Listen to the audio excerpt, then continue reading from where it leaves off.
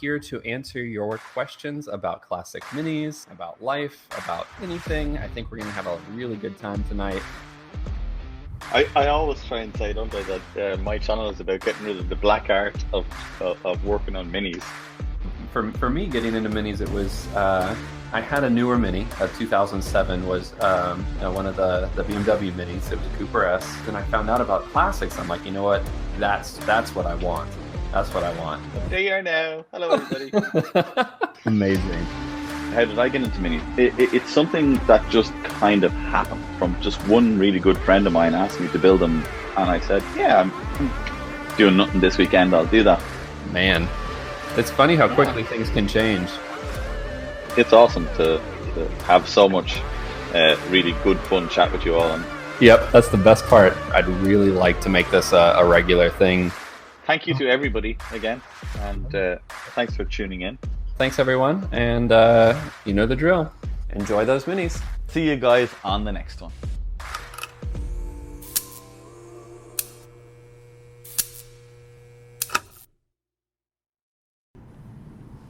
Hello, everybody. Welcome back. It's been a little while. Oh, man. Well, it has been a while, hasn't it? Understatement. What have we been doing? We're going to have to try and remember how to do these. Yeah. What is this thing I'm staring at here? Yeah, what is this? Well, welcome, everybody. Got a few people joining in. It's already shown up. So this is the first time we have done a Let's Talk Shit in probably, 8 months? Maybe more or less. Right? Maybe even more, yeah. And so we're trying something new on this one too. We're streaming to both of our YouTube channels, both of our Facebook pages, and my Instagram. Unfortunately, Paul can't stream to his Instagram just yet. But hopefully everybody is connected in and it's working. I've got Instagram comments on my side here so I can feed those in. And then, of course, we've got the lovely chat from everywhere else coming in and showing up on screen. So. Oh, yeah. Yeah. Got this line in already, yeah.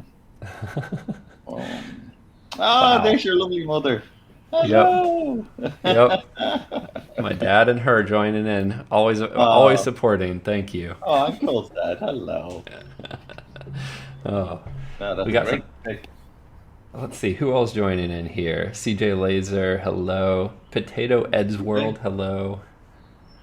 Adam Campion joining in. I was hoping I would see you tonight. Hello. And there is Ballylock Classic, who are not calling themselves Ballylock Classic anymore. Cooper S Traveller. Our good friend. I like the name change. Yeah. Well, I only You say like that the name because I change because could. you can say it. Yeah, you saw right through me. Yeah. What? No. Oh, so, well, today's episode, we talked about this a little bit. We took some pre-questions, but tonight we were going to do just pretty much a Q&A. We don't have any underlying topic. We just wanted to get back with you guys. Paul, you've been getting on so many different things lately. What's going on in your life these days? It's been crazy, right? Absolutely. What was it? 8 months since I released the video as well. Ridiculous like that, man. Oh my God. But but who's counting? So, it's been a long time, but hey, look, we're here, we're back. Yeah, we had a lot going on. Yeah, between obviously building the new workshop and we did a little bit of a change of career paths as well in the middle of all of that, and winter and everything else, lots going on. But yeah, we're here, and it's actually we've had our first proper spring warm day here around 8 in the evening now. Oh wow! And it was actually beautiful. We were out and about and enjoying the warm weather. What's it like in North Carolina? Is it? It's pretty mild right now as well. It's kind of like spring has definitely sprung. Our spring is very brief, and then it turns into hellish. And so gently warm to boiling. To boiling, yes. And so right now we're in the gently warm phase. We probably have another 2 or 3 weeks of that, and then it's going to start It's gonna get up there. You'll get up there, Oh, but it's all no, good. no fear of that here.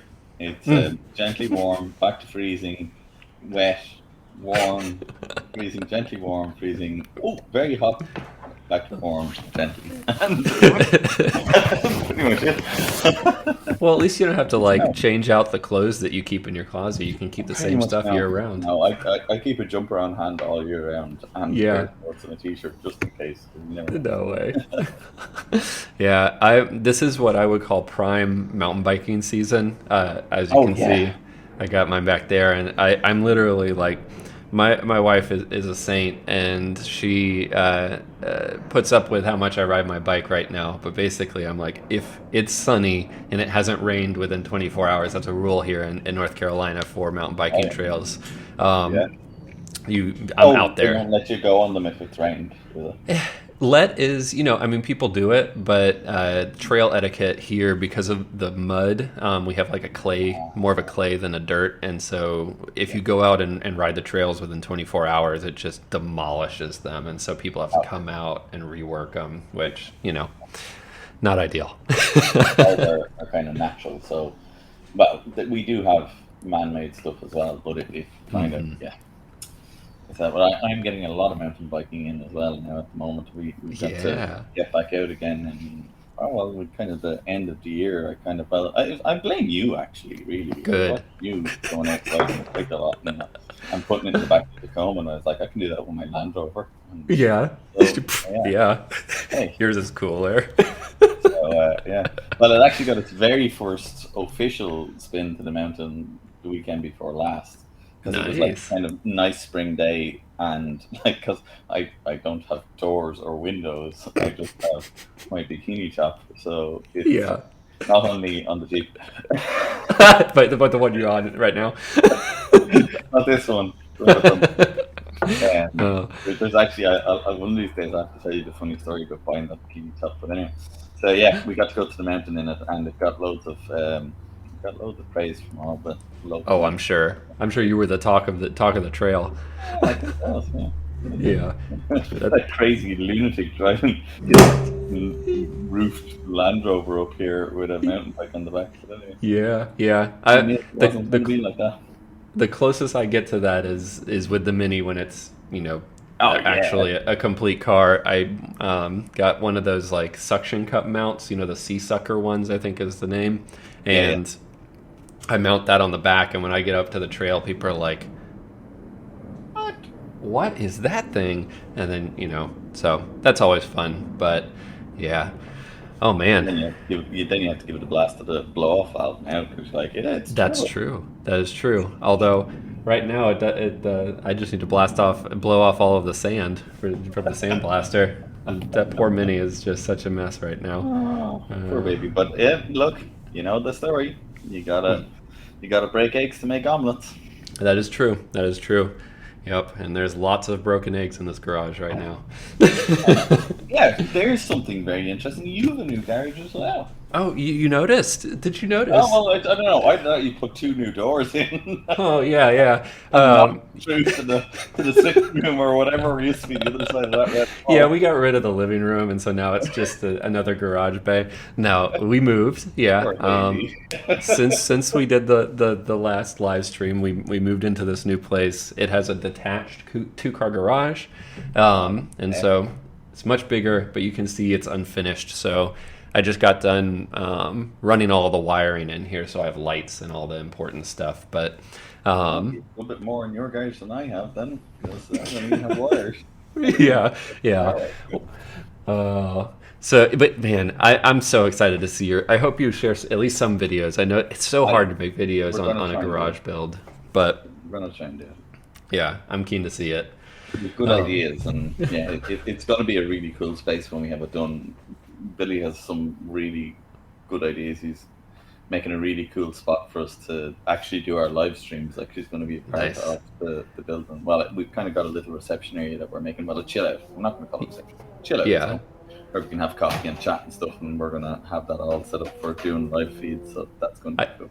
I did see that, or I did hear you mention in your last video that you're going to be doing like a loft space as well. Yeah, I have yeah, always wanted a shop that had a loft space. Never been in a place where it could fit. yeah. So yeah, I'm super I jelly about that. purposely built the building tall enough so I could do that for that exact reason. Two things I really wanted. I wanted a balcony that I could look down on the cars from, Uh basically, so huh. I could look Uh down huh. on the workshop from. And then I wanted the engine shop. Everybody wonders why I want the engine shop upstairs, but I really want the engine shop upstairs because there's an old Porsche garage that I used to visit in Germany, and they Mm-hmm. moved their engine shop upstairs in their building away from the dust, basically. That was the whole thing.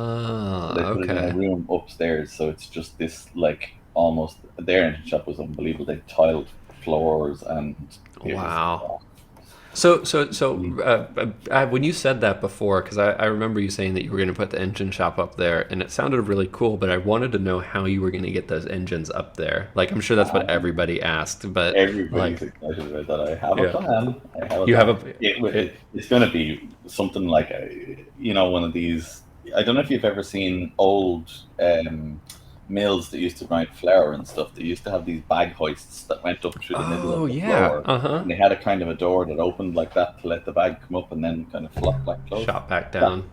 that kind of an idea for an engine. Oh, that's cool. So That's going to be we're really, gonna really we're cool. gonna build an engine hoist into the ceiling, basically, of the main building that can lift an On engine like right an up through the floor. I-beam or something, like a Yeah, exactly. gantry. Exactly. That's And going to be build cool. lift engines all the way through. Well, the idea is the machine shop is going to be directly underneath the engine shop, so you can do all the machine work on the engine blocks, wash them, clean them, and then bring Uh-huh. them up to be built in the In the clean yeah, space. yeah, in the clean space. Exactly. Oh man, I can't wait to see it. I hope Yeah, either when you build it, do a tour after. I'm sure you yeah, will, but like I can't wait. So yeah. We'll try and show it. Anyway, oh man, enough about yeah, my shop for now. yeah. I was sorry. I was trying to get you to spill some beans. Yeah, people will be sick of listening to me already. Oh man, but They've got to watch we a load of videos of me doing it, so we're in it. no, we're just gonna tell you about it. You don't get to see it. We're just gonna you Yeah, just have to interpret it's it. just gonna appear. But you know the way I build things, like that's what somebody said to me recently. He said that's what they're afraid of. One day it'll be a video of it in pieces, and then the next day it'll be done. And they're like, "Oh, we're meant to get stages here, steps." Yeah, yeah. Well, but I mean, Okay, hey, cool. you gotta get stuff done. Well, we have a boatload of comments coming through. Wow, they're flying. Yeah, and I do actually want to call one out. It's not related to cars, but Adam mentioned it. He asked if you'd lost some weight, and I actually agree. I think you've lost some weight. Have you trimmed up a Maybe a little little. bit? Trimmed up a little bit. I think all this mountain biking might be helping a little bit. Yeah. Yeah, it'll But kick your ass, that's for yeah. sure. Oh man, but well, cool. Let's jump into some questions. Do you want me to pick the first one, or do you want to Yeah, do go it? for it. Go for it. Yeah, no, you Okay, go. okay. Let's see here. Lots of very, very kind words. All right, so we've got a question that says, need advice on spark plugs. I have an A plus 998 with a Dizzy of 59D on an electric AccuSpark points and red AccuSpark coil with an HIF 44. Which spark plug should I use? Cue us up for a little easy one there.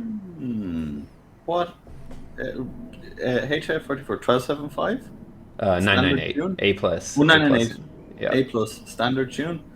It's Yeah. right. It's gonna be. I'm gonna give you NGK numbers because it's the only spark you've ever put in a car. But anyway, made in Japan by people who know what they're doing. Yep. I would go probably with. I would try it on a BP5 ES, which is kind of a non-resistive, nice, reasonably cool. Well, it's actually kind of a hot plug. And then if you find that you're getting pink in a detonation, I'd head up to a BP6 ES. Yep. I'd agree with that. I don't think you need the resistor. It's got points. It's not Yeah, necessary. because you got AccuSpark and you've got those leads. I presume it's got silicon leads. So if it's got silicon leads and an AccuSpark, it's not going to need resistive plugs as well. The only reason you might go resistive plugs with it is if you were getting lots of interference over the radio or something like that, and you wanted to just try and get an extra bit of buzz out of it. But it'll be completely fine on non-resistive. You'll get a brighter, sharper spark as well. 998s love all the spark they can get, really. Yep, totally agree with that. And I totally agree with the sentiment around NGK spark plugs as well. They are Yes. the best. I Yeah, use them. look, yeah. There's They're the nothing else. Toyota of spark plugs. That's all I can say, really. They are. They are. I use the BPR 7 ES in my turbo car. Those work great. I've never had a problem with them. And just the standard tips, none of the like iridium tips or anything like that. I'm sure Wasted they. in mini because they're combustion Yeah. engines. It's just and how fuely they are. They just don't like them. Like Yeah. you can run iridium tips in the 16 valvers because you can get them down to a fueling that will actually keep them hot enough to stay clean. But put NGKs into a heart-shaped cylinder head like a mini, it's not going to be good. No, they'll foul out too much. I did want to mention something you probably just saw pop on the screen. We set up a kind of like a virtual tip jar. So if you feel like you like the answers we're giving you, like the thing that we're doing here with this live stream, or just want to support us in general, this is a great way to do it. Just scan that little barcode and or that QR code. It'll bring you to a page and all that stuff. Definitely not required, but certainly appreciated if you feel like supporting us. And if you do, thank you so much. You'll see that pop up from time to time as we're going through this. We'll be switching between that and the chat. Awesome. Yeah. And I'm going to call one out here. Yeah. Oh, yeah. I was wondering. I seen a comment coming in there, which was from Thomas McVinchy, I think it was. Yeah, he was saying, yeah. What about David Vizard? Does anyone watch him on YouTube? Yeah. And then I think Ian said, I watched all of David's videos. Yeah, he's on YouTube, I think. But he hasn't been active, I don't think, much recently, has he? Kind of off and on. I know that he's been kind of battling off and on some health issues, so I'm sure he kind of jumps in and out. Yeah, that's fair. Yes. To answer that, I would say so. David Vizard, I can't remember which way he likes to be said, or likes it to be pronounced. But he actually lives like 30 minutes away from my house in Mooresville, North Carolina. It's very funny, kind of a small world. But yeah, he's not far from you, right? Yeah, just up the street. And we originally were going to talk about doing like a chat with him and doing a call with him. Ended up falling through. It was like right at the beginning of COVID, and just it just didn't end up working out. But I personally watch a few of his videos. I find that the subject matter when he's talking about it is pretty interesting, but it's not directly correlated to a lot of the things I'm doing. So it's kind of hit or miss for me. I join it sometimes, but not in any regularity. Yeah, I'd kind of be the same as well. Like sometimes I have to say, some of the stuff I find incredibly interesting, and he's obviously clearly very knowledgeable about the subjects he talks about. But yeah, I think he has moved quite a ways away from the world we're in towards kind of big American V8s. I wanted to say big Yankee V8s there, but Hey, if the shoe fits, if the flip flop fits. Yeah, we're still the flip flop. Yeah, no, that'll be an Australian V8, I think. Right. I suppose there is some correlation still in that they're still push-rod motors. And the US is pretty much the only country left that's still developing push-rod 2-valve per cylinder engines. So but that's getting even fewer and far between. Especially with the high efficiency stuff. It's really starting to. I suppose with the pinching gas, it's probably made a big effect as well. People are moving away from that completely now, right? It is surprising how little the gas issues in terms of price and availability have. It actually doesn't seem to have impacted Americans much. I still see just as many like enormous pickup trucks, probably getting 10 miles a gallon, on the road, which is wild to me. But I say that I literally drive one of them. But what model is in your Tacoma? Is it V8? V6. Yeah, it's a 3.8 liter V6, I think, or 3.6. I forget. Yeah, it goes more than 10 to the gallon now. Mm-hmm. Yeah. It does 15. Okay. Yeah, well, even Toyota couldn't handle. They were like, no, no, No. oh, No. this is what they want, but no.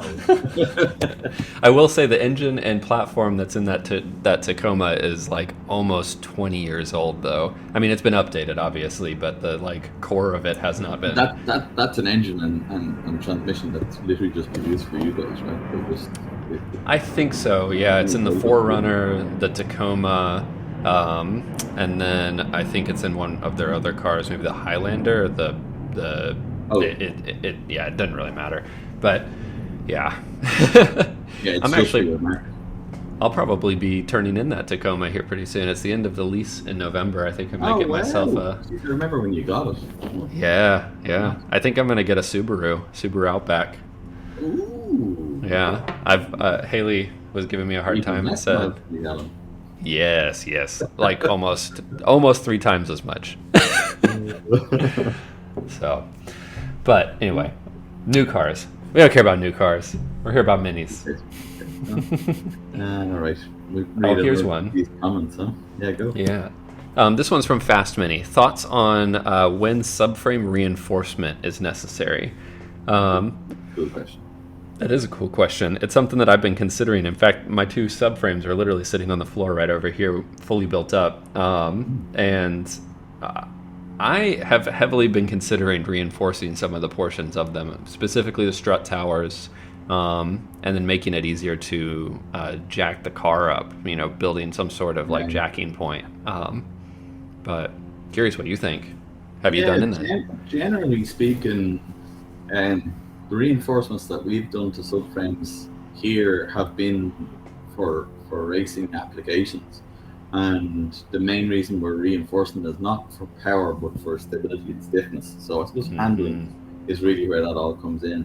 One of the big things that I suppose is often overlooked with the Mini is that the entire suspension arrangement is completely contained within the subframe. And the body of the car has very little to do with the geometry of the car. So the only real major difference in geometry in Mini is the front to rear kind of torsion. So if the car twists, that's affected by the body. But pretty much every other piece of geometry when it comes to how that car will handle is controlled within the subframe. So adding stiffness to the subframe just adds more control pretty much. And the more power you put into a Mini, the more control you want to have and the more stability you want to have. And very fair points. Yeah, stiffening up a subframe,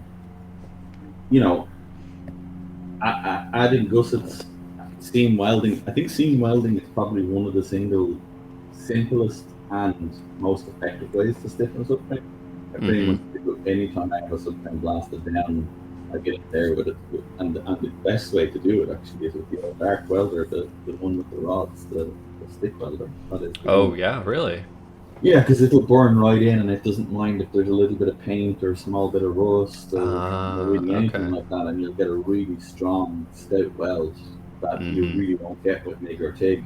I've seen somebody recently trying to TIG weld one, and if it was brand new and never went near, getting painted or whatever, then you could probably TIG weld them then. But the oldie stick welder with 18650 rods and just run away in there all day long.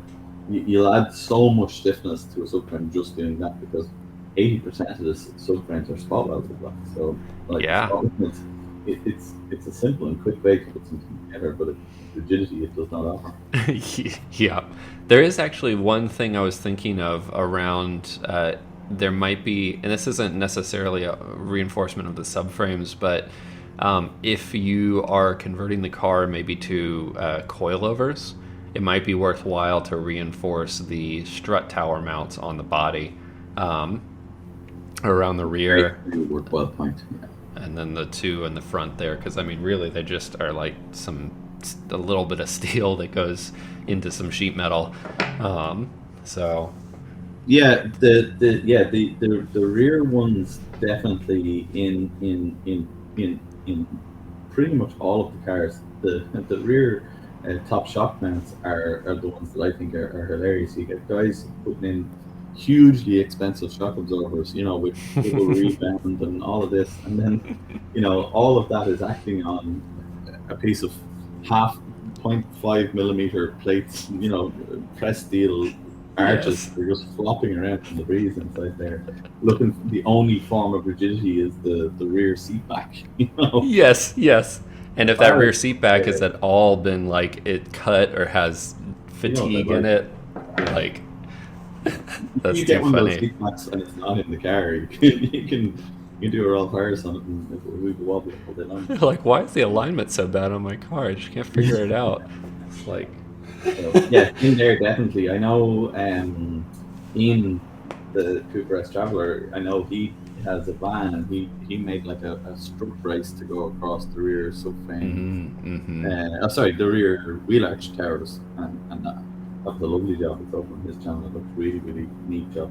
I know in a lot of race cars we would try and weld the bar in there or try and catch it with the cage somehow. So, yep. Van's a perfect candidate too because you don't have that fuel tank in the way. Exactly.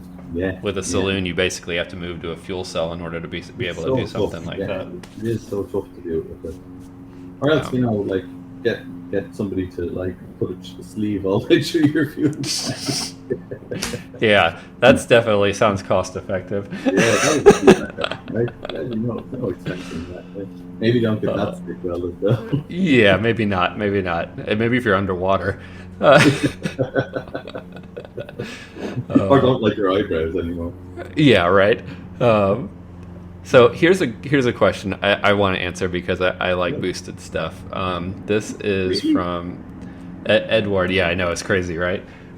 Can you guys give us your 2 cents on the Rotrex supercharger kit from Specialist Components compared to a turbo for an MPI with a Calver ST266SS cam? It's a long question. I grabbed it, so I can answer it first if you want. Oh, yeah. Yeah. So, if I was to buy a supercharger now, I would definitely choose a Rotrex system. Simply because it allows a better installation for a blow-through setup, so you can keep like a turbo HIF 44 carb. I've never used that cam, that Calver cam, so I can't really comment on that. But I definitely choose that over a suck-through system like the VMAX kits. I think the kits from VMAX are really excellent, in build quality, but you're going to have a better running car. Too than the Rotex. The Rotex is very expensive. Though. Yes, yeah, the VMAX kits are definitely at a lower price point because there's just less moving parts and things associated with them. But that Rotrex kit, I think, also is fuel injected. So yeah. But all that to say, I definitely would go that route if I was going to go supercharger. I obviously went turbocharger. I like the nature of a turbo a little bit more. I have found. So yeah, I've never actually had the experience of a Rotex. The only Rotex I've done anything with or have had any close contacts with was on a Lotus Elise. I think it had the Honda B series, the 1.8 or the 2 liter B series engine, and cool. It was supercharged with one of those Rotex, already fuel injected, so it kind of lended itself to that mod, probably a bit easier than the Mini, but I was astounded at the performance of it. I was really now I know at the time he had some reliability issues, but I think it was early days in the Rotex world as well, and they were I see. problem solving some stuff at higher boost and stuff, but I think that's all sorted out now, and they don't have problems with it now. But yeah, I really like the idea of the way it works. It's almost getting rid of that kind of lag, but giving you the performance of a turbo. It's a nice idea. That's actually a really good way to put it, because at the end of the day, their assembly, you look at the two of them, I mean, they're pretty much the same. They're both spinning to generate boost. It's just that that supercharger is going to be very much more linear. I mean, the nature of superchargers in general is you have that linear power curve where the turbo is like it has to ramp up. You got to generate that boost and that exhaust pressure in order to build up that power. So if you like a linear power band, which a lot of people do, I think most people do actually. I say that like it's a weird thing, but I don't know. I remember years and years and years ago we had a Mini here with the old T3, and I loved the wall boost that hit around whatever it was, 3,500 RPM. I loved that experience. I didn't love when you had somebody beside you in their non-aspirated car and you're like, you just wait a minute and I will be. Yeah, you wait. You be pulling gears for a minute and then you is by, Yes. That's the part. But it gives you an opportunity for drama. That's what it's all about. You're building up the tension. That's what we need, more drama. Yeah, they're definitely not dramatic enough. Oh no. Yeah. So why don't you pick the next question? Oh yeah. Actually, I wanted to I seen CJ Laser was asking about spark plug answer. The answer to the spark plugs we gave was on that level of the 998. We were saying start with a BP5 ES or if you were getting detonation or pre-combustion BP6 ES. Okay. Potato Edwards asked a question here. How long have you guys been working on cars? I would be inclined to say that I have been working on them since I could pick up a spanner and go near one, I think. And even then I was working on them in my mind. Nice. That question is coming from a niece of mine, Holly. So big shout out. Hello, Holly. Good to see you here on this on our channel. Yeah. To answer the same question, I have been working on cars in general, not at a mechanics level, probably not even close to akin to what you've been doing, but since I was about 16, basically as soon as I learned that I could participate in the car world. 16 is the licensing age here, and it all started obviously with like electronics for me. Just how surprising, right? And then it kind of grew into the mechanical side and other parts of the mini world for me. So she also has one more question: what our first car was. That was a good question, right? Yeah. I'll start that one. So my first car is a controversial one in terms of whether you like it or you hate them. I don't know that you guys ever got them over there, but it was the Honda Element. I'm Googling a picture of the Honda Element right now. I want to see what this looks like. Oh, okay, yeah. You need to look it up. Mine was black. It was 2000.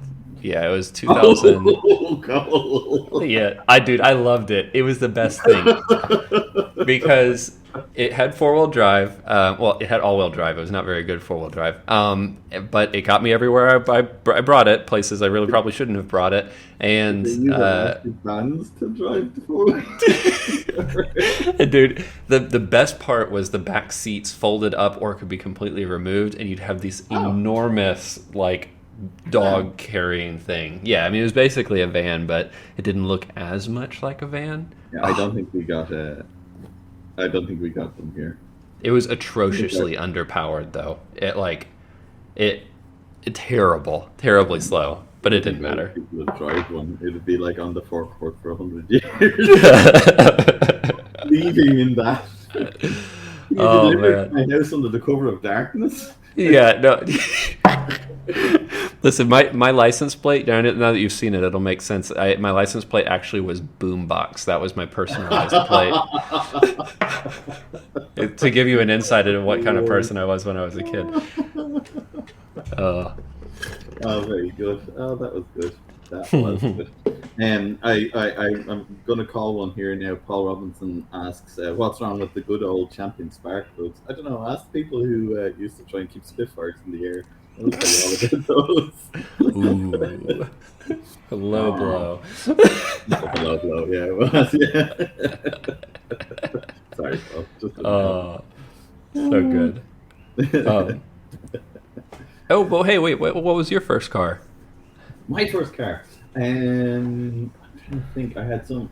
It was a Volkswagen Vento. I don't think you guys got Ventos No, over there, I but don't it think would have so. been like between a Golf and a Passat. It was like the crossover. So it was like a saloon Golf, Mm-hmm. kind of. Is what it was. Okay. We So it called was them like, Jet. Yeah, we actually did get those, but they were called Jettas. yeah. Yeah. They changed from Jetta here. We had Jetta as well, and then they decided Jetta needed a facelift or something, so they called it Vento. Oh, And then they've fancy. since gone back to Jetta. They went back to Jetta. They're Oh, like did they? 2024 Huh. product. Because I think That's isn't funny. Vento in Italian? Is that like big or is it? Oh no, it's Venti. Is it? That's Venti. I don't know if Vento might be like past tense or something of it. I'm actually not sure. Yeah. Yeah. Obviously not fluent in Italian. Well, come on, Cole. I mean, you have got an Italian passport, Oh so. God, no. Oh Speaking yeah. of which, how excited are you for Lion? Dude, I'm so excited. And now that like you guys said that you might be coming, I'm over the moon. So I'm gonna have to connect up with y'all. I'm gonna Yeah. have a few other mini YouTubers that are gonna be going there. I want to connect up Yeah. with, and yeah, I'm just so excited about that trip. I need a break. I need a Oh, vacation. we did too. We had one trip planned that was supposed to happen around the time on the topic. There was just no way we could go. And Mm-hmm. then the people that we were going with, they've since had to change their arrangements. So we got freed up that weekend. So we were like, you know what? Let's try and make this happen. So Bill is working hard in the background trying to book his flights and Beautiful. accommodation and all of that sort of stuff. But yeah, it's 99.9% in the bag that we're going to go. So, Oh, yeah. that's wonderful. I'm so glad to hear that. I'm basically so for those of you who are watching this that are going to be at IMM and want to connect up, I'll be there on Friday and Saturday. I'm not going to be there on Sunday, but those are my 2 days. This is like we're turning it into a much bigger Italian trip for us. So we're going to the Dolomites and then Brilliant. kind of working our way down. And so those are my 2 days that are just me. My wife has a friend of hers that's coming as well. They're going to go off and do their own thing because she's not all into the like mini Yeah, yeah. stuff. You just need to spend 4 days looking at me. Yeah, Yeah, yeah. I'd say ours might probably be something similar as well. I don't think we're going to be there for the 4 days either. We've got a work commitment on the Monday, so we've got to Nice. figure our way around flights and stuff. But we're definitely going to get there for a day or two anyway and get. Sweet. So jealous. So jealous of the ease of which you're just like, yeah, I'm just gonna pop down to Italy real quick. Oh Freaking yeah, like flights actually are not as cheap as we thought they were going to be. They're normally quite cheap, but they're going to cost us quite a bit. But that's just because we're booking them so late. yeah, I bet it's because it's close. Yeah, it's close. Yeah. So, yeah. Billy's showing me an amount of fingers in the background. I'm not thinking about it. Oh. Alrighty, I suppose we should answer some more of these comments. Yes. That So I actually got some questions that came in. I posted on Instagram before this, and I might pause a minute on the ones in the chat. If you have some more that you want answered, please keep posting them in the chat. We'll definitely get back to them. But I had one around the fuel injection systems, which is why I actually have the ECUs up here with me right now. I don't just have them on for display like a weirdo, but my goal or the two questions. One was around knock sensing and knock control. And so one of my Patreons said, they're looking at the Elite 1500 Haltech ECU, and they were thinking that it didn't have knock control, but it does. You need what's called a knock sensor. I know it's a very creative name, and it looks something like this. It's basically just a little sensor with metal on the back of it, and this gets mounted directly to your block. This reads the resonance inside your block. It's just got magic inside, and it reads it somehow, and then your ECU interprets that and says, oh, your engine's knocking, I need to adjust the fueling. So that's very cool. Yeah, it's pretty neat. It's actually one of the reasons why I wanted to upgrade the ECU, was to see that, as you get like deep into high boost levels, that's where you start to see knock. You know this. I'm not teaching you anything, but so having knock control allows you to push those limits without fear of detonating and destroying your car, and definitely something I would recommend if you're going to run a boosted car. So that was one question, and then I think I had a question. Yeah. Did you have any questions? Did I see a question? Well, since you asked, if she's watching this right now, I gotta answer at least one. She did ask me, once I got the Subaru, which style of Birkenstocks I was going to pick up for myself, and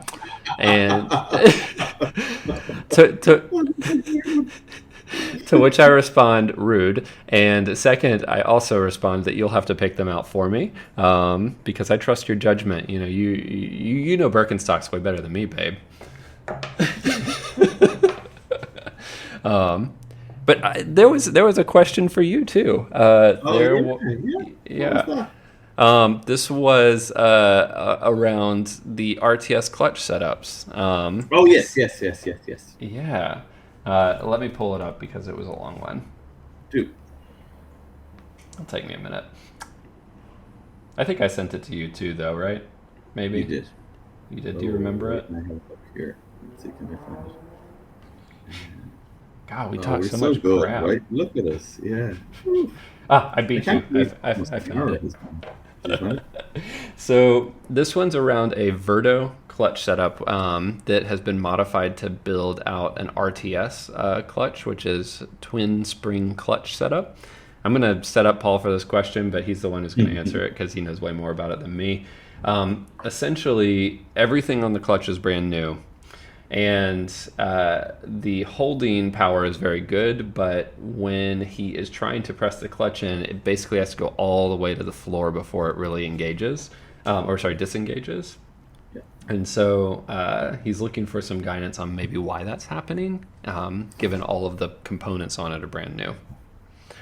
Yeah, so me and you kind of hammered this back and forward a little bit in WhatsApp last week, and really, in my mind, it could be one of a couple of things.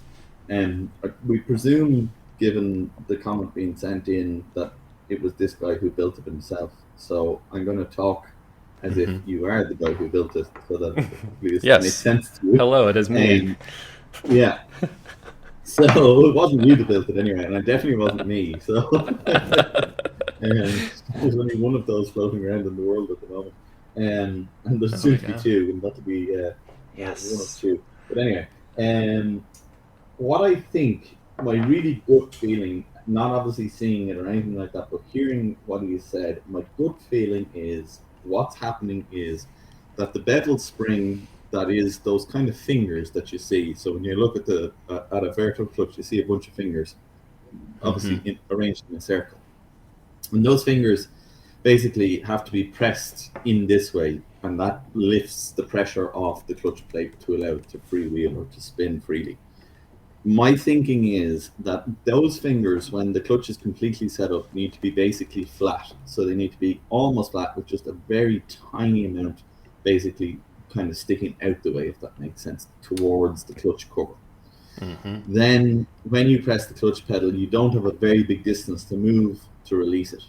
But having built a few of these RTS clutches myself, if you don't get the spacing exactly right there's a kind of a ring that clamps those down, and if you don't get the spacing exactly right on that, what happens is when you build the whole thing up, the bevel spring sits kind of at this angle rather than sitting flat. It'll still have a huge amount of holding power, so the clutch won't slip, but you'll have a huge amount of movement to go through on the spring before you get it to actually release on the plate. And it's my good feeling that that's what's going on. Yeah, and actually, let me just share so you guys can see. This is what Paul's talking about.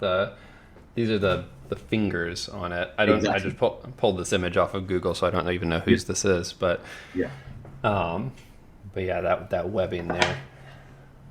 And that's exactly the kind of bit. So if you can see there's a ring of bolts holding that kind of diaphragm down. If and you can actually see it in that image there. You can kind of see that the fingers are very much kind of at this angle. They want to be kind of more at this angle. And two things adjusts that. The clamping of the you drill out rivets. I did a video on a whole rig I made to drill out these rivets. You drill these rivets out and you replace them with a nut and bolt and a spacer, and that provides the initial clamping of the spring, and then the horn heights all the way around the flywheel are what set kind of where that bevel spring sits when you bolt the whole thing up. And adjusting those horn heights will change that bevel, and if you can pretty much lowering the horn heights will bring that bevel in, but we're talking about a couple of thousandths at a time, and you really need a lathe to do it because you need to kind of set we could do it in a milling machine as well, but you're going to need a machine of some kind. It's not something you're going to be able to file off, and then that's going to change how the clutch behaves, and you'll hopefully need less kind of spring pressure. I actually did a video on a good while ago, but I did it on the pre-Verto setup, and I changed the horn to affect the way the clutch bevels. The principle is the same. It's literally the exact same principle, just unfortunately on the Verto it just looks differently. It's a different construction the way it bolts together, but the principle is the same. You're trying to get that bevel spring to sit kind of flat. Not flat, but near flat. Yeah, nearly flat.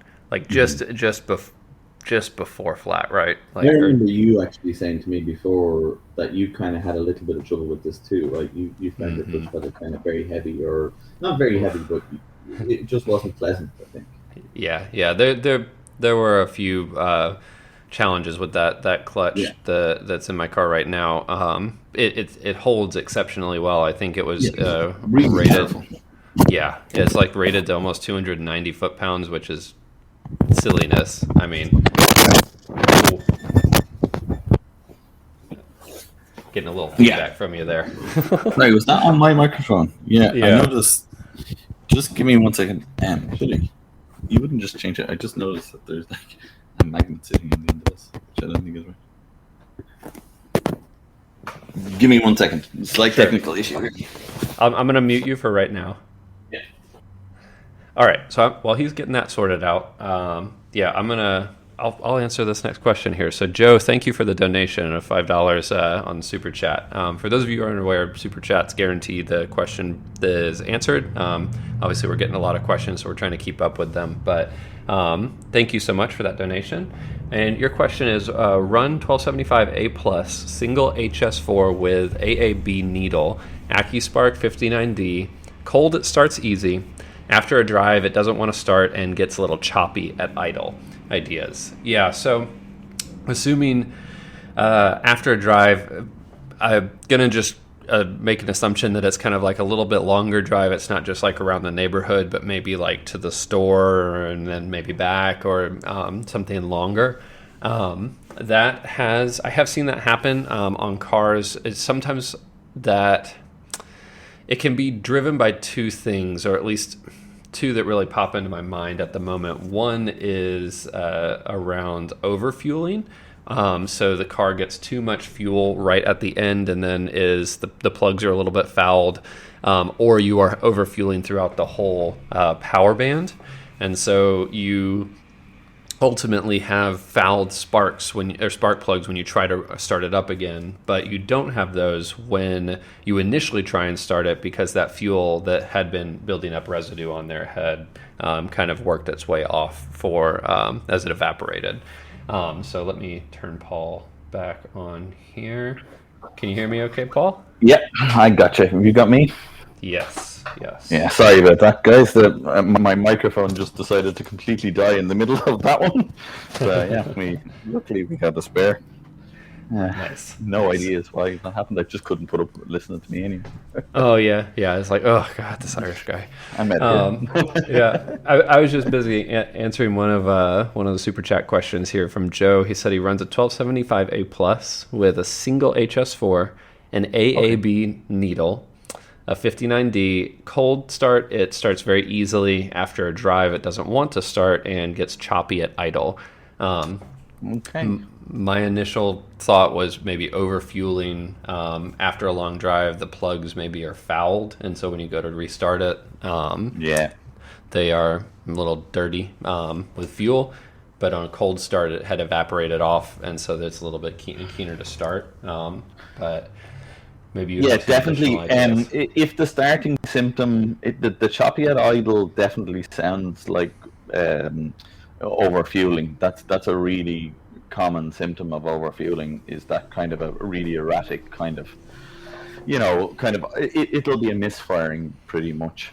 Um, Given that it's a standard 1275A plus on a single HS, AAB is really not a million miles out. It's stage one, I think, is normally around that. So I'd love to.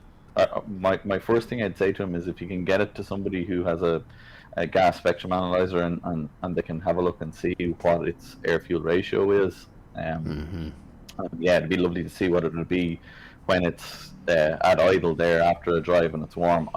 The fact that it starts easy, if it doesn't need any choke to start, then it's overfueling, 110%.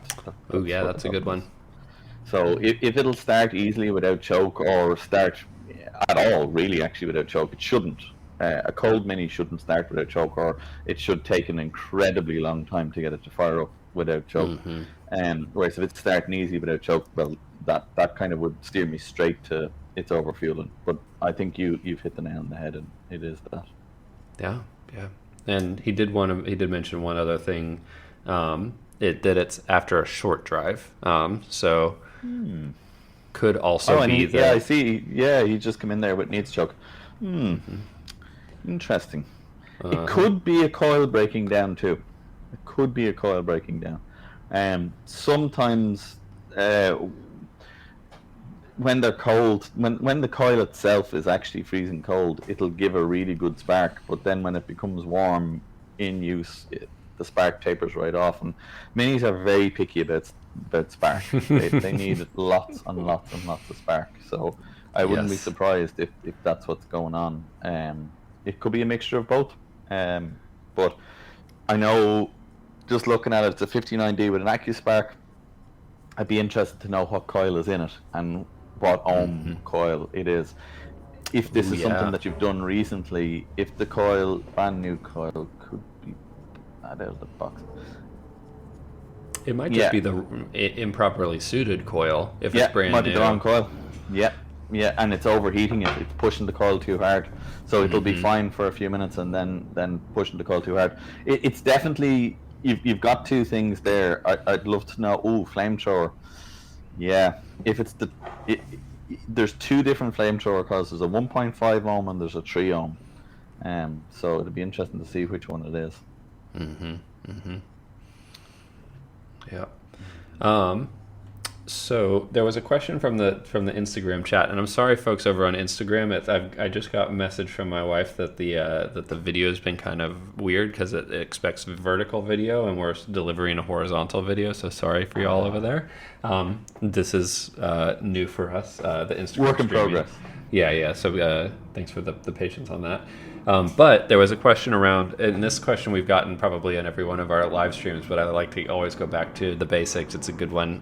What is the oil that you use in your Classic Mini? Best oil for a Classic Mini? For me, I have two absolute favorites.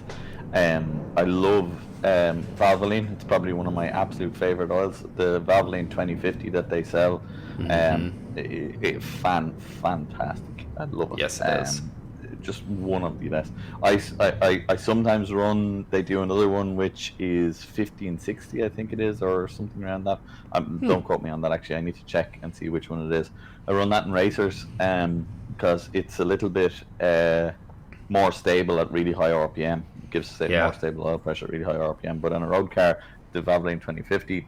And here in Europe, I don't know how easy you guys get it, but the Miller 2050 is good as well. Oh yeah, we don't get that. Yeah, I think you guys... that's an import only for us. So yeah.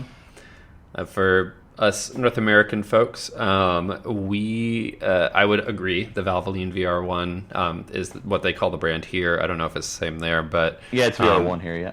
Cool. Yeah, that is awesome. I have experienced the same thing that you have, though. At really higher RPMs, it tends to get a little too thin, and so so I would recommend exactly what you said. Get a little bit thicker one if you are sustaining those higher RPMs, or your car is just generally hotter. Like maybe you run a turbo and you're piping the oil through that already. I think they do a semi-synthetic. I think it's 1560. I think it is. It's actually a Honda recommended for racing. I think it is. Interesting. I'll do a little googling here. Yeah, and then if you're in a pinch for oil and you're just out and about here in North America, Castrol GTX it's just a standard conventional oil that is 20W50 as well. That works really well, plain and simple, no frills, and it was good for a road car. I wouldn't use that in an ultra high performance car personally, but Valvoline, the VR1, and the Castrol you can pick up pretty much at any store. So, yeah. Yeah, sorry, it's VR1 1060 is what they do. 1060. Okay. Yeah, it's VR1 1060. It's low zinc sulfate, so nice. It's exactly. The only thing about it is anyone using it, I would always recommend it needs to be very regularly changed in a Mini because it does not like the gearbox. That's the problem. Oh yeah. The gearbox puts it under huge pressure, and it doesn't have good shear capacity in the gearbox. So when I was sending oil samples back at the time to the lab, we did them on a racing car, obviously, but it wouldn't be that much different, I don't think, on the road. What we found was over the first 20 hours, it was really, really good, and then after that, it was breaking down something terrible and coming apart. Interesting. And when I talked to the Valvoline rep here, he said, yeah, it's because it's such a low zinc content oil. That's exactly why it's doing it. And if you look at some of the more old classic oils, they're really high zinc content because of gearboxes and. Interesting. Yeah. That's interesting because, well, I mean, like you kind of think about it, that's probably just good advice, anyways. Like the Mini needs to have its oil changed pretty frequently. I mean, like I change the oil in mine every 5,000 miles for the most part. I don't really let it sit there for much longer than that. Or if the car is sat for a long time, I don't generally run that oil very long after that. So that's just great. You got good advice anyway. Yeah. So I didn't even think I'd done it before. I've seen a couple of questions come in there. One is so I'm robbing this now, but anyway, is Gretel ever coming back? She absolutely is, and it's going to be something very exciting, but it's for a video for another time. So we have not forgotten about her, and she absolutely is coming back and going to be coming back with a bang. But like everything in its own good time. Yes, I'm excited to hear about that. This is the first time hearing about it too, so I don't have any inside info, y'all. He never tells me anything. I'm terribly secretive about certain things. I tell everybody everything most of the time, but some stuff I keep secret. So yeah. Well, you gotta add a little drama. You got it right, yeah. Oh man. Well, I mentioned that I had another question about ECU stuff, and I didn't want to totally wrap up the whole stream about that stuff because I know not everybody is running an ECU or running fuel injection in their car. But I had some questions about the nature of the ECUs and why I picked the one that I am picking. If you haven't seen my most recent video, I just released it yesterday actually. I go really in depth about all of it, but to give you a brief overview, the reason I chose this Nexus R3 or any ECU that has a power distribution module is because I am running the power of the car. Literally every electrical device in the car is going to be run through these two devices. So no more fuse panel, no more relays. I'm so excited about this. This is going to affect my future, so I'm actually insanely excited to see how you do this. Man, it is I don't know. After using the PDM already, so I've used this device, which is just the power distribution system. After using that, I genuinely am going to have trouble using or working on cars that use fuses because they are so much more unnecessarily complicated. Just But adding so many failure points. yeah, so many wires, so many connections, so many devices, and it's weird. People like look at these and they're like, "Well, that's way more complicated."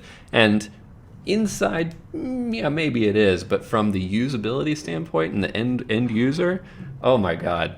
So, little example. Basically, there's two different things that I'm very excited about with the power distribution. One is when you want to power something, you run the power feed directly from this device over to the device that needs power. And if that device shorts, if it has some sort of overcurrent issue, inside here is a solid state fuse, a solid state relay essentially, and that trips. And you get a little warning that says, hey, that circuit is messed up. And then you go fix it and you flip it back on. That's it. And so there's no fussing with fuses, there's no fussing with relays that may be shorted out, and it's also much safer. And so that's one thing. And then the other bit is that you can, the same way that this has power outputs, it also has power inputs. So all of the toggle switches on my car, all the factory switches just have at their core is just a 12-volt feed that goes in. When you flip it on, it completes a circuit and that power goes to the device that needs to turn on. This has inputs, and so you run 12 volts to the switch, and then when you flip your switch, sends the input into this, and then this, you map that input to the device you want to turn on. Oh, I'm just so keen on that. So you don't have to do you don't have to have some big LCD panel in your car. You literally can use the factory switches, toggle them, and it does the same thing. And they're toggling low current with 12 volts. It's just brilliant. So you could have pretty much the most crapped out switch in the world, and it's still going to work. That is it. You can literally, those switches, you don't have to run 12 volts to them anymore, because this can take anything from 1 to 12 volts, actually 1 to 18 volts in many of those inputs. And so if it gets if you've got a completely crapped out switch, but it can still get 6 or 7 volts the other side to the ECU, it's going to pick it up and work. That's exactly. Fantastic. Yep. So those are kind of the high level things. Very excited about that. But wanted to share that. Of course, cheap chips as well, I presume. You can buy 2 or 3 of these. So, all right. So it's new technology, so it's not cheap, unfortunately. As much as I love Haltech, they're definitely not the least expensive ones on the market. You know what? But I profess this all the time. Buy once, cry once. Yep. And get it done once. The best way I can describe Haltech is they are like the Apple of the ECU world. They are arguably most expensive in the market, but there's a reason. You get the best software. You get basically infinite warranty support with them. Not in terms of my hardware died after 20 years, but in terms of support, how do I do this? And how does this work? Always on the phone. And I can't overstate how wonderful it is. But yeah. Anyways. I'm calling 2 comments out here. Steve asked, is my dog okay? My dog is absolutely top of the world. He does look like he's dead sometimes when he's sleeping, but I can promise you he's not. He's just sick of listening to me and just lying over there. And the other one, which is a bit more technical, was Ian asked, I thought high zinc content was very important. It is. That's what we were. I went a terribly bad long way about explaining that. The 1060 from Valvoline is brilliant and works really well at high temperatures and is very controlled, but it's very low zinc. And the problem with it being very low zinc is that doesn't work well with the gearbox. The Mini is a terrible compromise because it's sharing its oil between its engine and its gearbox, and the gearbox wants high zinc content, the engine does not. Modern engine components, they don't like loads and loads of zinc. So yeah, that's kind of the way up in it. So that's why I said if you're using 1060, it will work, but not for long periods of time. Whereas if you look at the likes of the VR1 2050, it's got a really high zinc content and works really well with classics. Suits cast iron, everything like that. Here's one for you. What's the status on your rear anti-sway bar project? Very interesting. The status is there's 2 out testing at the moment, and the reports back are fantastic. I'm really, really happy with them. A couple of little modifications I still want to do. There's a bracket or 2 that just could be easier to assemble. It's not that it's not working or doing anything like that. It'd just be nicer to assemble if I can just modify that bracket a little bit. And there's a little bit I want to refine in the actual making process of it. I can make them, but at the moment they're a little more time consuming than they need to be. I just need to spend some time making up some jigs to make them a bit easier and to use less oxyacetylene and stuff like that. So they're on their way. But yeah, the new workshop is definitely going to help me hugely with the ability to progress that sort of stuff, because at the moment I can't have multiple projects on the go at once. I have to kind of work at one thing at a time because I just don't have the space. You know, when I'm working on the anti-roll bar, I can only work on the anti-roll bar. When I'm working on an engine, I can only work on an engine.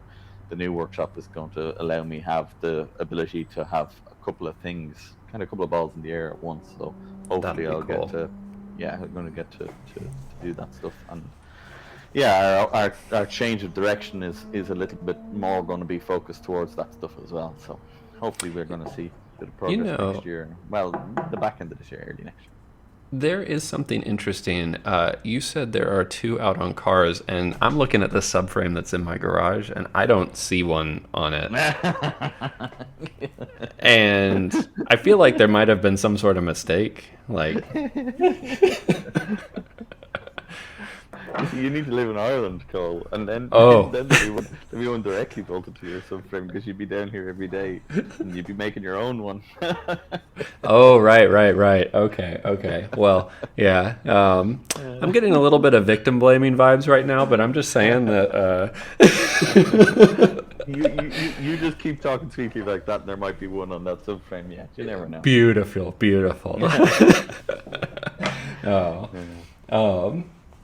Let's see here. One comment coming in from Instagram just on the topic of the devices that I have on my table here. I showed 2 devices. Yeah, so the one on the left side is the Haltech Nexus R3. This just came out actually a few weeks ago. It's a VCU, so it is the ECU and a power distribution module. And then on the right side, or my right, is the PD16, which is only a power distribution module. I'm using both because I have enough electronic devices that I need the outputs for both of them.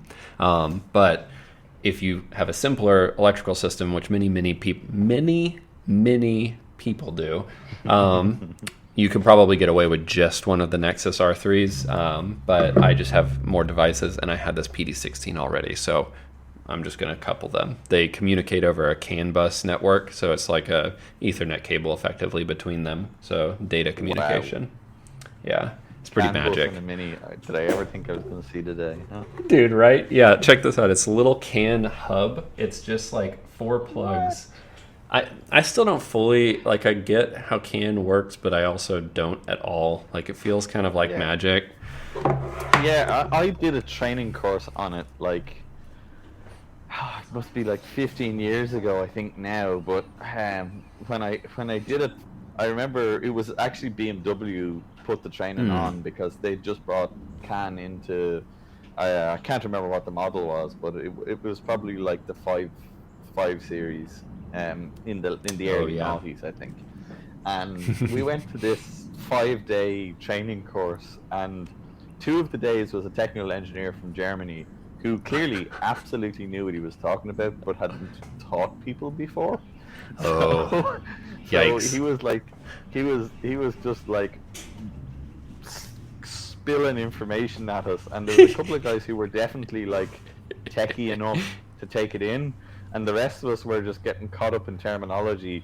And one of the guys, I'll never forget it, God love him, he looked over at me and he was like, they're sending information through light because the CAN bus system was using, fiber optic to transmit the information, and he was just like, What?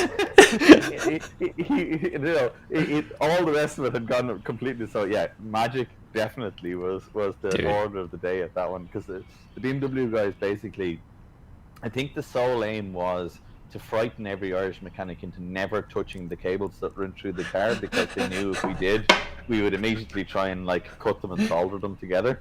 Or some version of that. Yes. And they're like, just you can't ever touch these, so they just bet that into us for like 4 days. Leave these alone. Yeah, these are not for you. Yeah. There was a great comment actually from a Honda engineer once. We went to this Honda training seminar, and he was a Japanese guy, and he was actually incredibly cool. I had a great time hanging out with him afterwards. But he opened the ceremony by bringing us down to the workshop and stood at the bonnet of a Honda Civic and said, "The only thing you guys can do if you open this bonnet is damage."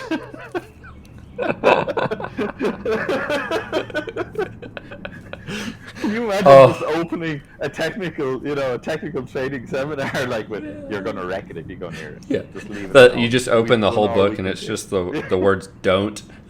Leave it. It's not broken. Yeah. Oh, okay then. And you try putting petrol in it. That's probably all that's wrong. Yeah, but hey. Oh, yeah. I mean, it is the way of the future, and like bringing some of this stuff into the classic car world is just it. People kind of like hem and haw about it, as you would say. I don't actually use that terminology, but I heard you say it before, so I'm going to say it. Yeah. But it is fun. Like, you're trying new stuff. The same way people who tried turbos on Minis did before there was ever a turbo on it got to experience that. That's what these things are. And like another comment actually came in on the Instagram chat, said, "What are you running with the ECU, the EFI motor?" And like, yeah, that is one of them. Like, this is drive-by-wire. There's no cable. You just plug this in, and the ECU and a sensor on your pedal is opening and closing this via this little motor. Like, that's cool. People are, I think, sometimes a little bit afraid of change, but I have this concept in my head that I would absolutely, and it may well happen, I would love to create a one-off wiring loom that you could connect to one of those ECUs, and you could just land it straight into pretty much any Mini, and the only thing you would need would be like a couple of different connectors depending on what year you are. Like, if you were a 60s one, you need this block or that block to get onto your switches, or if you're this year or that year, you need this to get onto your switches, and then that's it. Yeah. And that just replaces, everything, and you just, we get those looms made by somebody who's amazing at making wiring looms, and that would be so cool. It's going to cost a few grand, but it'll be a one-stop shop. You'll just spend a couple of grand, put it in your car, and then never have another wiring problem again. I would. That would be so cool. I would do anything to have that solution. Yeah, I mean and this is like, obviously there are companies out there that have been doing and offer some things that are akin to what you're talking about. Like, Specialist Components has been making and offering these things for quite some time. Granted, the ECUs that they're using at this point are pretty antiquated and outdated. Like, not being mean or anything. They're just older ECUs. No. They're older tech, and in fairness, their price point is very reasonable for what you get. Yes. But you're right. Yes. It's not the kind of tech that's in what you're sitting in front of you there now. Yeah, and like, a lot of people, I get a lot of questions that are like, what ECU should I get? Should I get the Specialist Components kit? Why is yours different? What is that and this and that? I don't offer a complete kit, but the best advice I can give you on like what ECU to pick up is one that is new, that is fully supported, and at least newer, but yeah, fully supported, has software that is actually being updated. So things like Mega Squirt, Speeduino, ECU Master, Haltech, all of these are really exceptional companies. Speeduino and Mega Squirt are open source, but if you want an OEM style one. Haltech is the one, in my opinion. But there are Their DIY stuff is options. fantastic, yeah. Dude, No, so good. They have thought about it and they've built it correctly.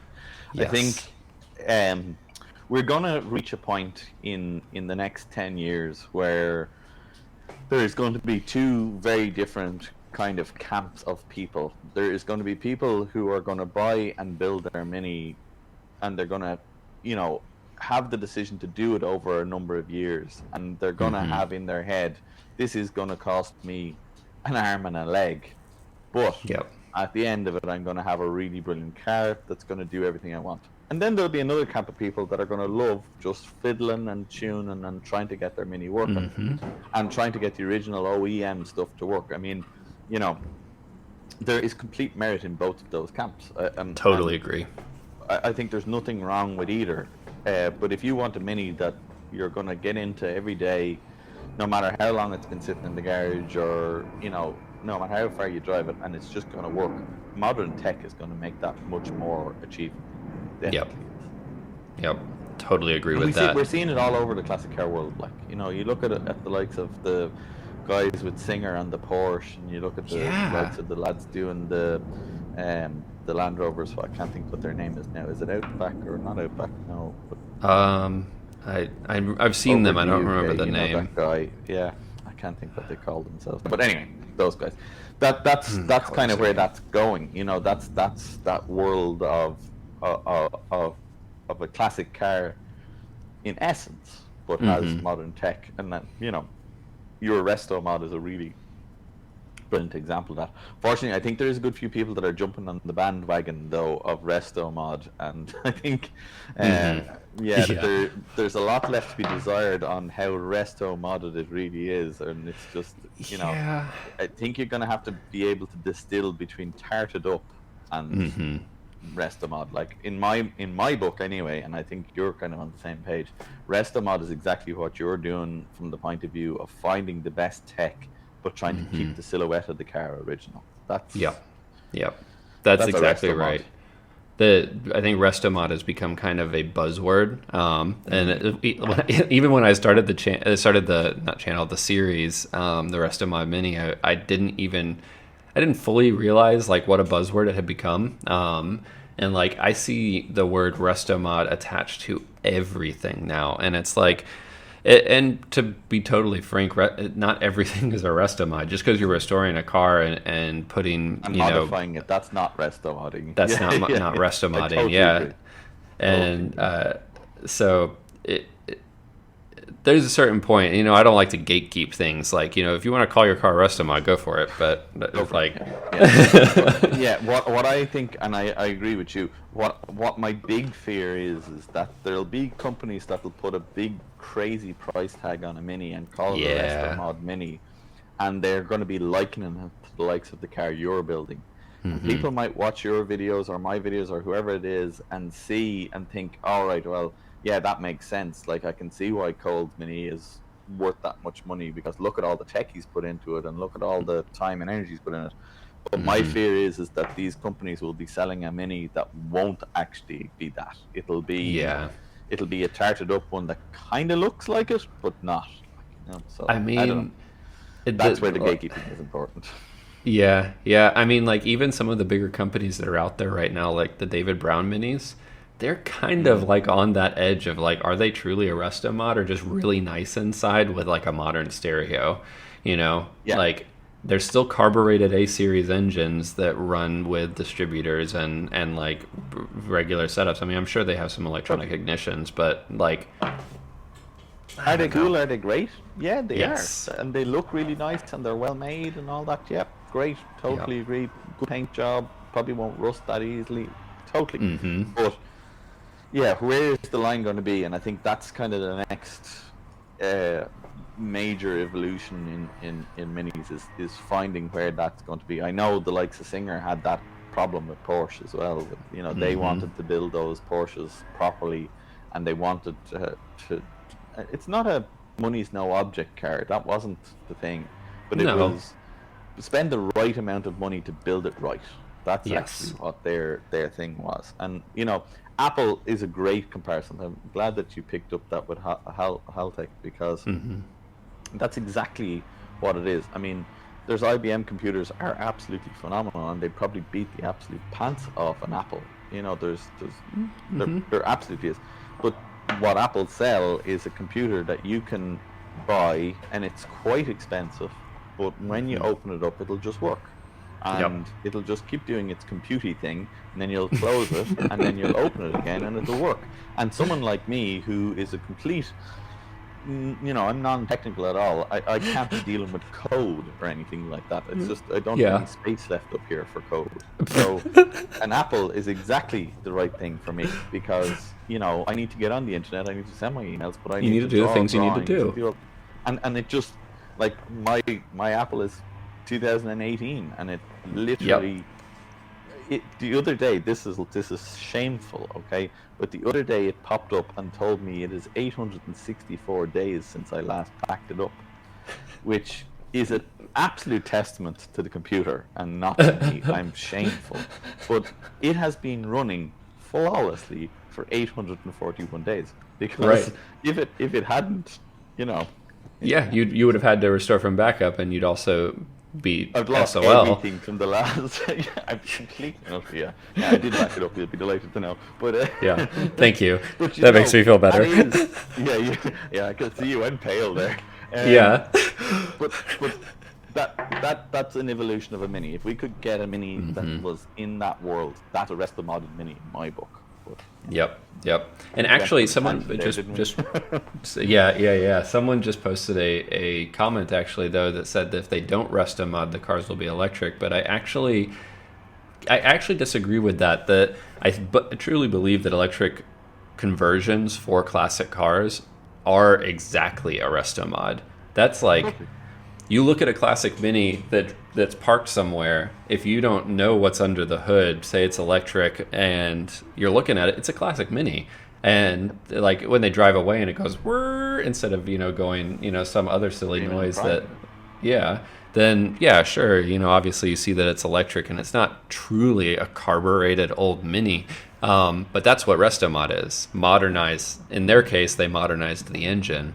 Whereas here's one that we started this off talking about bringing our Land Rover and our Mini mountain bike in.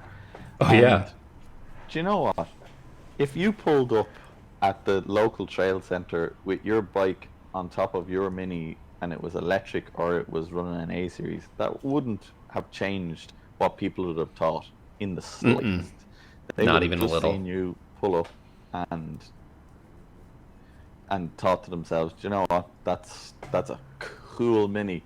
What's that guy doing there with a mountain bike?" That's what would have been, So I don't know. Like that's to me the essence of Restomod, is getting classic cars back out there and in the hands of people who are going to enjoy them. And you don't have to be an engineer to enjoy a Mini. That's really important in Restomod mindset to me. Yes. I want people who, like, for example, there was a guy who came up to me the other day who seen my Land Rover and my mountain bike hanging off the back of it, and he was like, "Man, I just really want that." And my first thought is, you really don't. You don't. Because you have no idea the pain of trying to get the bike. I really wanted to put up a post on Instagram, actually, and I don't know why I didn't. It didn't happen. But I was going to take a photograph of my of the mountain bike hanging off the back of the Land Rover, and the caption was going to be this: Land Rovers bringing excitement to mountain biking. Because the drive from my house to the trail center was far more exciting than the mountain bike ride I took. The ride itself. And that's saying something, right? Yeah, it is totally true, though. But like, there are so many people that are like, I want that, but what they truly want is to be able to have a cool looking Land Rover that they can just get in and drive. My buddy Justin and I were talking about this the other day. He works on a lot of different Minis. He's kind of probably akin to you, but here in Charlotte, and in terms of like the work he takes on. And he's working with a guy right now who doesn't know a ton about mechanics, mini specific stuff for car stuff in general. He bought a Mini because he wants to drive it, and that's it. He didn't buy it because he wanted to work on it. He doesn't buy it. And what's really important is there's nothing wrong with that. That's completely the right thing. Don't like there's a persona within the classic car world that needs to change. That oh well, if you're not wanting to go out every Saturday and be underneath your car getting covered in oil and grease, then you're not a true classic car fan. That's a load of my crap. Like I don't take my mountain bikes apart. I've never taken one of my mountain bikes apart. I absolutely love mountain biking. I love it. But you don't want to work on them. Or the minute anything is wrong with it, I give it to a mountain bike shop because those guys have it done in 5 minutes and charge me like the smallest amount of money that it's unfathomable to me that anybody can do mechanical stuff for every time I go in and the guy says to me like $100 or $200, I'm like, what? for the parts. How much do I pay you though? Because you're after doing all of this. And he's like, that's what it is. Okay. Okay. I mean, cool, I'm but robbing you, but fine. I mean, can I get something in writing to say this is okay? I'm not stealing this or whatever, But it's a different world, right?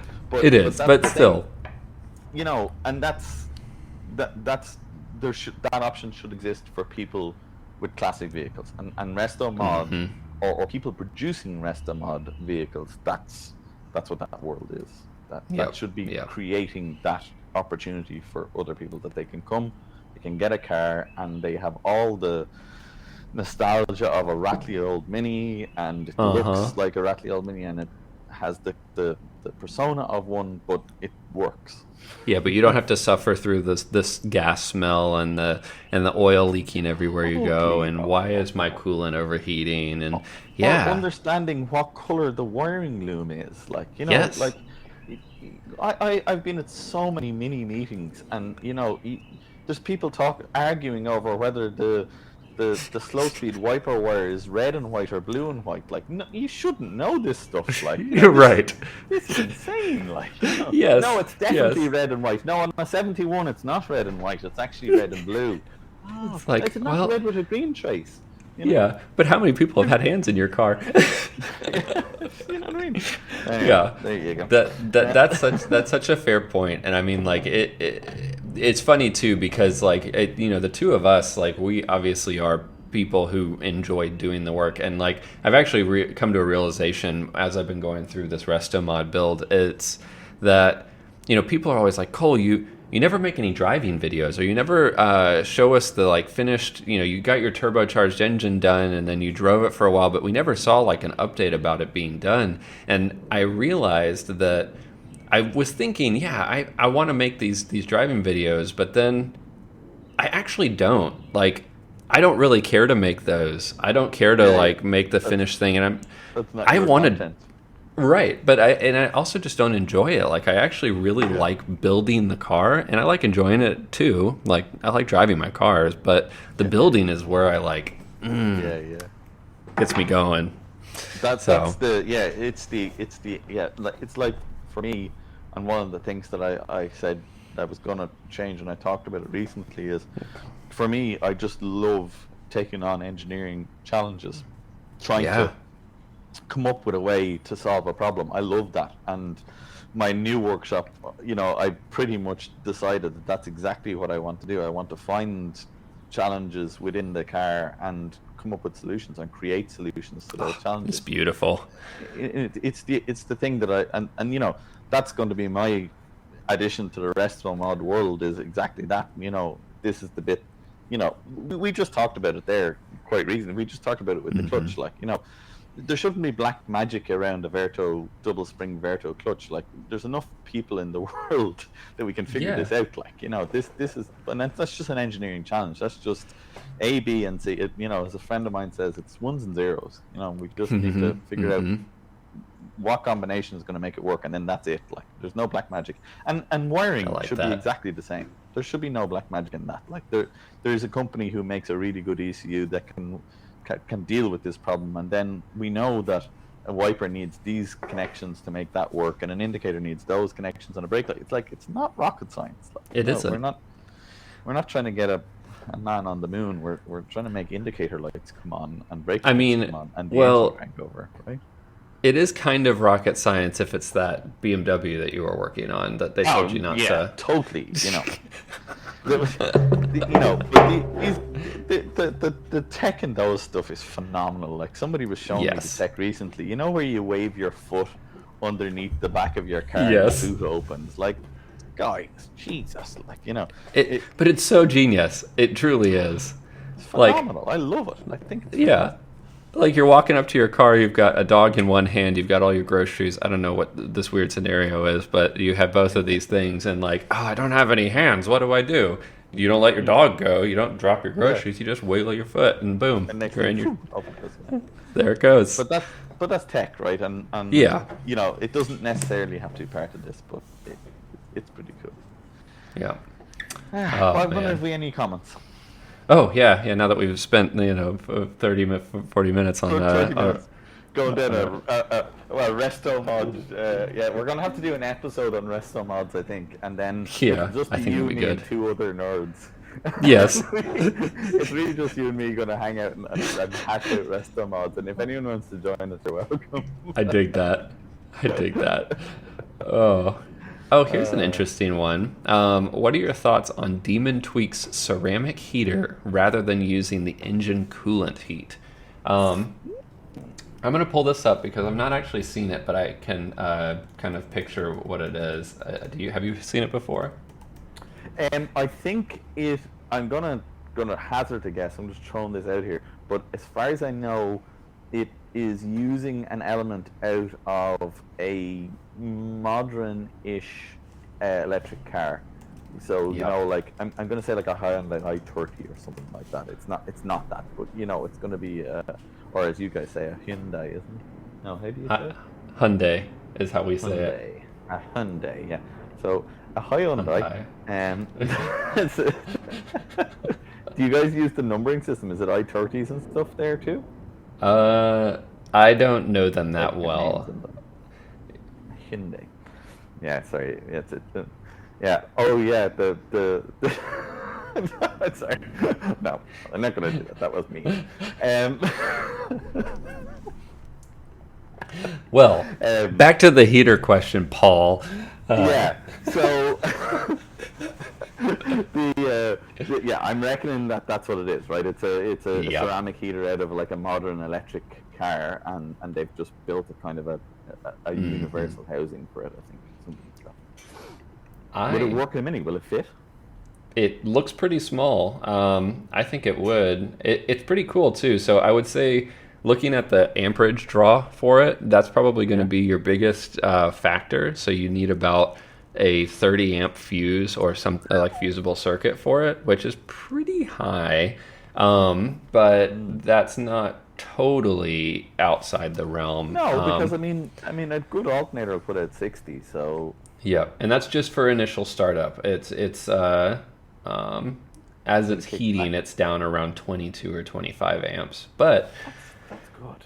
That is pretty good. The thing is though, like if you have something like that, it's certainly going to require more power, but that's a beautiful improvement. Like you don't have to pipe literal engine coolant into your cabin, which seems like an absolute win to me. I'm completely with it. It's going to be neater. It's going to be tidier, and you can also, I imagine, with your super fancy ECU, you could probably have it such that it could heat up before the engine is warm. So you could have a warm car.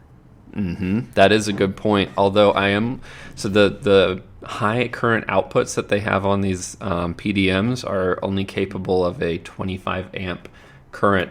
But they could trigger a relay, right? Yeah, or I do know that they can peak. They can peak higher than 25 amps, but a sustained 25 amps is where it's supposed to run. So it might actually be okay. That'd be a question for Haltech, but. Ashley mentions that it was the 600 watt heater. I was looking at the 300. I don't know that you need it. 600 seems like a lot for a Mini. Yeah, it does. Like I think 300 probably would be fine. I don't know. Get it. Tell us about it. Yeah, yeah, buy it, Ashley, and tell us how great it is. What kind of books is it? Is it expensive? The one I see, let me see here, is 64 United States dollars, which is like cheekers. 40 euro. Oh man, that's no brainer. You would totally get one of those and try it. Yeah. Yeah. I almost kind of want to Because now. the mini heater is brutal. Like Yeah. it's possibly one of the uselessest items ever. It'll just about keep the fog off your window on a cold day, like just Yeah. about. Like. Yeah, it'll keep your feet And from even getting then, frostbitten. Oh, you want your fleece-lined Carhartt on you that day. That's for sure. Yeah. Yeah. Oh, I don't know. Evening chaps, evening chaps, either of you seen much about fitting tow bar? Oh, I seen something recently about tow hitches on minis. Yeah. I actually did a whole video on it. Did you? I sure did. Not recently though. No, not recently. No, it was about a year and a half, 2 years You have ago. a back catalog for like 7 years or something. I mean, come on. Yeah. I like the tow bar setup. It's controversial because even with the Mini sitting in neutral, the gearbox is moving when you're driving or pulling the car behind. So you're putting load into an engine that's not on. Yeah, but I don't know. I mean, I'm not worried about that really. Like, don't drive it at 80 miles an hour. It's a Mini. Like, I mean, and you're not going to be towing anything major, right? You're towing something small, I presume. Wait a minute. Oh, I misunderstood that. Actually, I did a video on putting a front tow bar on the Mini so it is towed behind a modern car. I misread that. Okay. So you haven't done a video about this? I have not done a video about this. I am a literal liar. Right. So, what do I know about tow bars? Yeah, Paul. The only thing I've seen, I have seen people towing minis to shows with other minis. I have seen that. And I think the only kind of major problem there is the only thing you have is the subframe to mount it to, and I certainly, that cross member that goes at the back of the heel board. I wouldn't be towing anything off of that because Absolutely that's not. literally a pressed piece of channel. Barely. I seen one of those, like, guys used it to pull a Mini out of at a racetrack. No. The guys hooked onto that with the tow truck, and literally just the two back wheels went like this together, like, because they pulled it in the middle and it just bent the back of the car.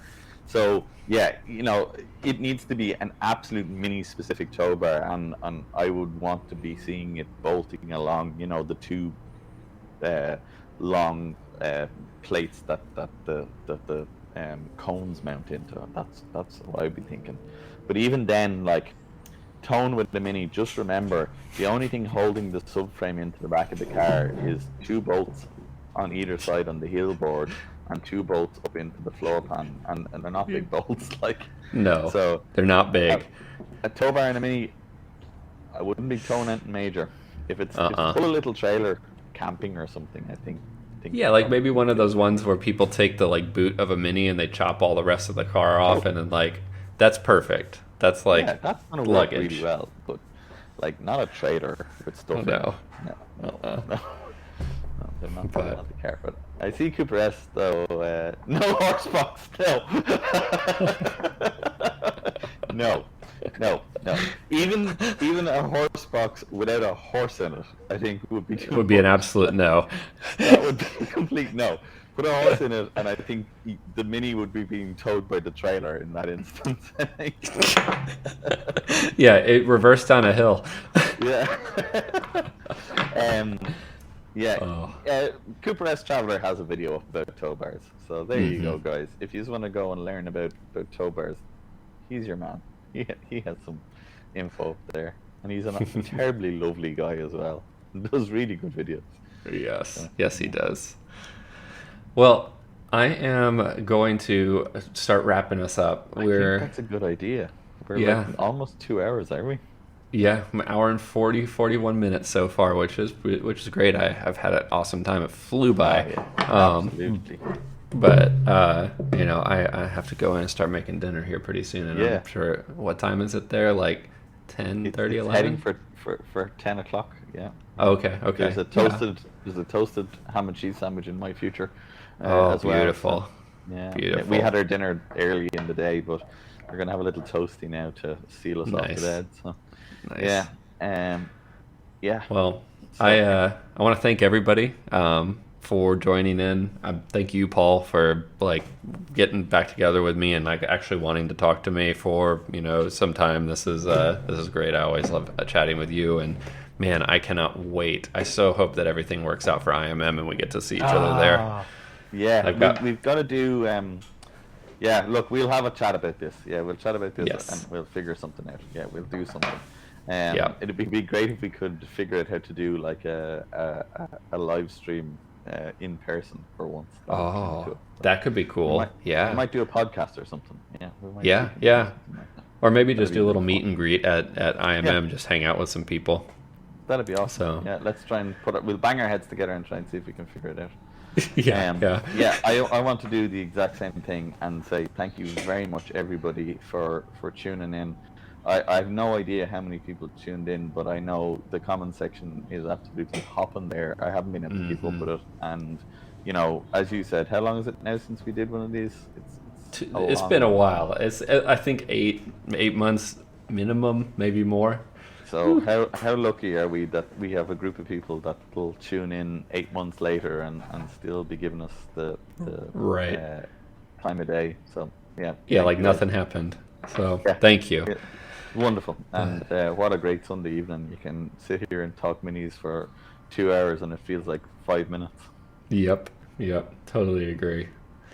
Well, good time. I hope all of you guys have a really, really wonderful week, and I think we'll wrap it up now. We'll schedule one of these for the near future. Well, we probably won't get to do one next one because it'll be IMM one. But we might do a June one what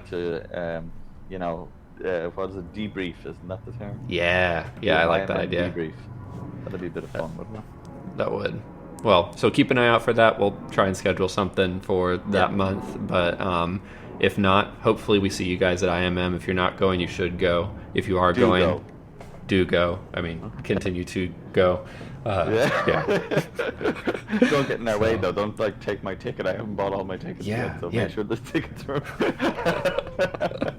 I actually haven't bought mine either. Hopefully, and look, we'll talk about it more before the time. But if you see us guys at IMM, please come up and say hello. Never be afraid to come and chat to us because we'd be only too delighted to see you guys in person. And totally agree with that. Yeah. Cool. Alrighty, guys. Alrighty. Well, I will see you all in the next one. Thanks, Paul. I'll see you all later. Alrighty. Take it easy. Bye.